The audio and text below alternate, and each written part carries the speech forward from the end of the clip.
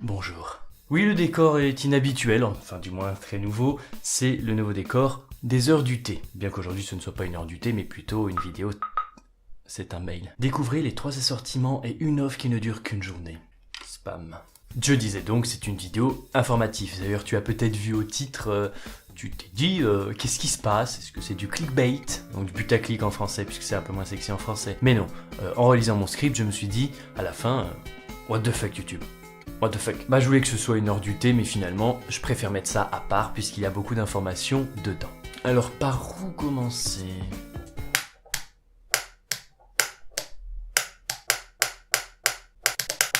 Peut-être commençons par Tea Time. Tea Time, c'est l'émission qui m'a fait naître, qui m'a fait connaître, même je dirais, avec la première émission sur la reine d'Angleterre. Hein, je dirais pas que j'étais jeune, mais physiquement, il y avait quand même quelque chose qui perturbe. Cette même émission qui consiste à parler d'un personnage historique, de sa naissance jusqu'à sa mort, s'il y en a une, en passant par des choses qui font que sa vie n'est pas vraiment ordinaire.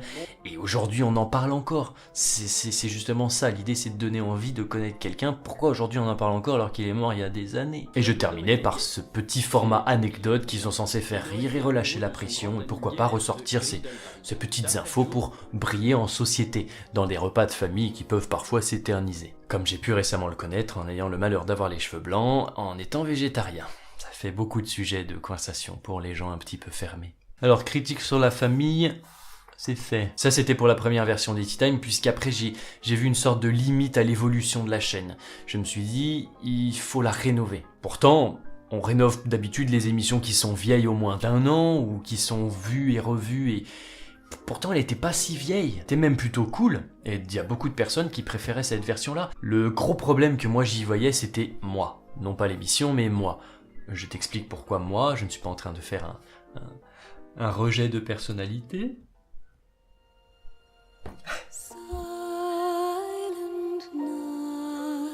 Non, plutôt en fait je me trouvais fade, triste, peu intéressé, peu impliqué.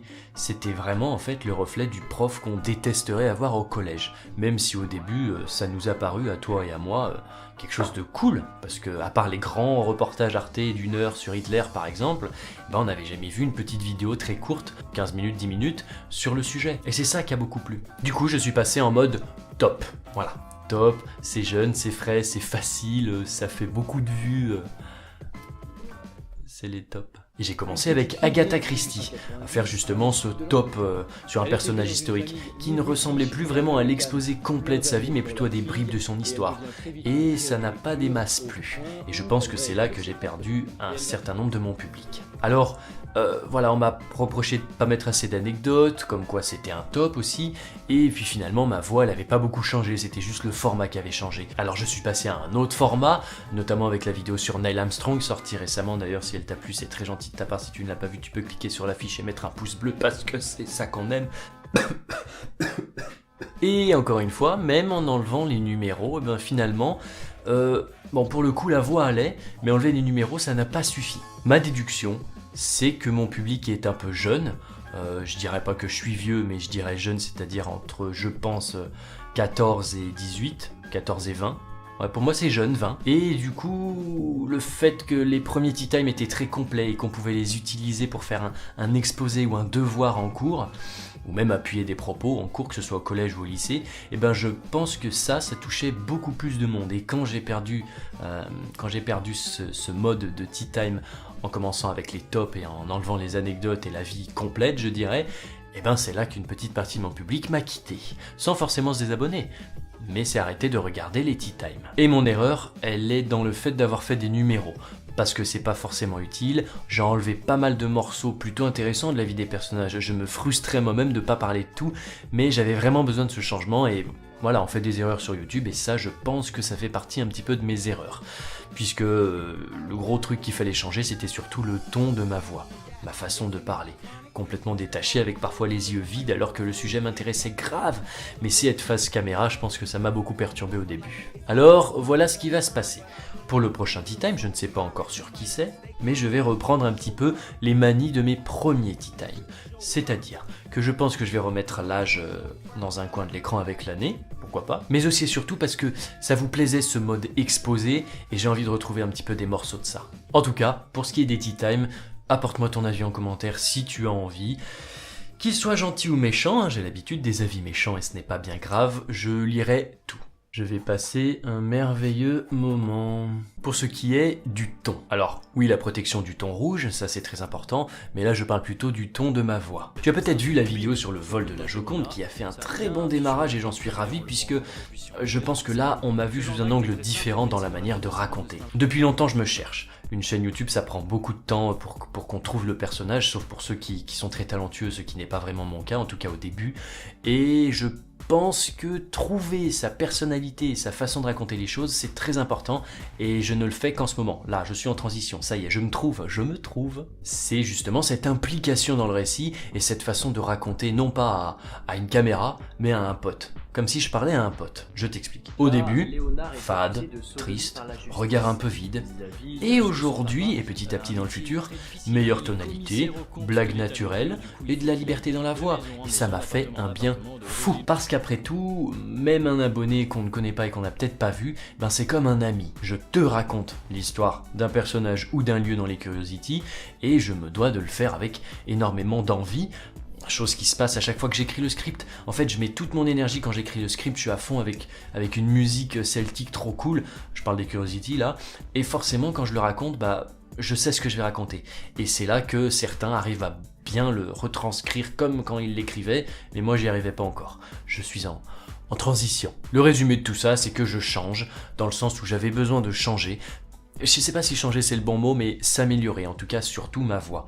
J'insiste, c'est très important de ne pas parler en mode le prof relou qui vous fait terminer comme ça sur votre bureau, puis comme ça au milieu du cours, et comme ça à la fin du cours.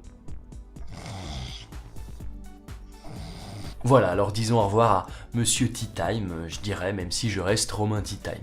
Et d'ailleurs, un petit mot sur Curiosity, beaucoup me reprochent, on va dire, de faire beaucoup de Curiosity, mais moi j'adore Curiosity, donc je vais faire beaucoup de Curiosity. Encore une fois, commentaire si tu as envie d'en parler, je lirai tout. Bon, voilà, donc ça c'était plus pour le côté what the fuck Romain Tea Time, là on passe au côté what the fuck YouTube. Je ne sais pas si tu as remarqué, mais depuis peu, je ne saurais pas vraiment dire quand, il y a cette petite cloche, ridicule d'ailleurs, sur les profils, sur les pages d'accueil de YouTube. Alors peut-être que chez toi ça ne change rien, mais j'ai remarqué auprès de mes collègues youtubeurs et auprès de mes abonnés sur YouTube, notamment quand Neil Armstrong est sorti, qu'il y en a qui voyaient pas ma vidéo dans les abonnements. Il disait « Ah, t'as sorti une vidéo? Mais heureusement que tu l'as tweeté que j'étais sur Twitter parce qu'elle apparaît pas dans mes abonnements. » Mais qu'est-ce que j'ai dit? J'ai dit « What the fuck YouTube? What the fuck ?» Alors mon conseil il est simple. Voici un petit tuto, avec une musique de tuto, oui. On croirait un tuto cuisine. Alors je te conseille d'aller justement sur ma page YouTube, de te rapprocher au maximum de cette petite cloche, hein. Et bien quand tu cliques dessus, tu coches la case. Un petit coup de cloche, oui, et le tour est joué. Et en plus, mais c'est bientôt Noël et Halloween, surtout Noël, et tu sais que j'adore parler des vidéos de Noël. Je sais pas encore sur quoi je vais faire, je pense les aurores boréales, mais je pense que des 4 samedis de décembre, ce sera 4 vidéos sur le thème de Noël. Je suis impatient. Je commence d'ailleurs à faire chier mes potes, à écouter mes musiques de Noël à vélo et tout. D'ailleurs, pour te prouver que j'ai un petit problème à ce niveau-là, je vais terminer ma vidéo avec un pull de Noël qui clignote, merci Chloé, et avec une musique de Noël en fond. Ça te botte pas? Moi si. Eh oui, c'est bientôt Noël. Le projet, pour terminer la vidéo, sur cette douce musique de Noël, j'ai donc un projet de court-métrage d'ici la fin de l'année, j'espère. Sur ma chaîne de vlog, si tu la regardes, récemment j'ai fait un challenge the room, un escape game, avec mes potes. Et c'était tellement bien que je me suis dit que j'allais en faire une vidéo complète en mode roleplay où je jouerais un gars vraiment fermé, pour de vrai, avec des caméras un peu partout, peut-être une GoPro et une histoire. Bien ficelée l'histoire, hein. Et en tout cas je suis en contact justement avec les créateurs, les patrons du challenge the room de Grenoble, Annemasse et Chambéry, et on est tous chauds pour le faire, on est tous chauds. J'aurai avec moi 2-3 amis, peut-être 2, je ne sais pas vraiment, pour vraiment vivre l'aventure dans la pièce. Je suis genre grave impatient, dans le sens où beaucoup de mes collègues youtubeurs et amis ont des projets en tant que youtubeur, et je suis pas mal envieux de ça. Et je me dis, je vais me mettre un projet moi aussi, et je vais le faire. Peut-être histoire de réaliser quelque chose dans ma petite carrière de youtubeur. Voilà, donc j'espère que ça te plaît. Le dernier mot pour la fin, et celui-ci il est très court, ça concerne ma page Tipeee. Je la ferme tout simplement, la page, parce que j'aime bien le fait que vous me souteniez. J'aime pas vraiment demander de l'argent vis-à-vis de Tipeee comme ça, donc du coup je préfère, par exemple, j'ai ouvert une page de vente de t-shirts, je suis sur Spreadshirt, Redbubble, sur Up My Deez. Voilà, je préfère que tu partes avec un t-shirt avec mon design stylé dessus, et que moi je récolte un petit pourcentage de cette vente. Voilà. Tout le monde est content, je préfère, c'est plutôt rare et puis ça suffit, franchement. Je préfère la vente de t-shirts que le principe de Tipeee, même si j'aime beaucoup ces créateurs, j'aime beaucoup le concept, et je suis sûr que ce sera peut-être que je reviendrai sur Tipeee, mais genre pour rassembler une cagnotte pour un épisode Tea Time. Tu vois ce que je veux dire? Genre voilà, j'ai besoin d'un certain nombre d'euros pour du matos, pour faire ce Tea Time.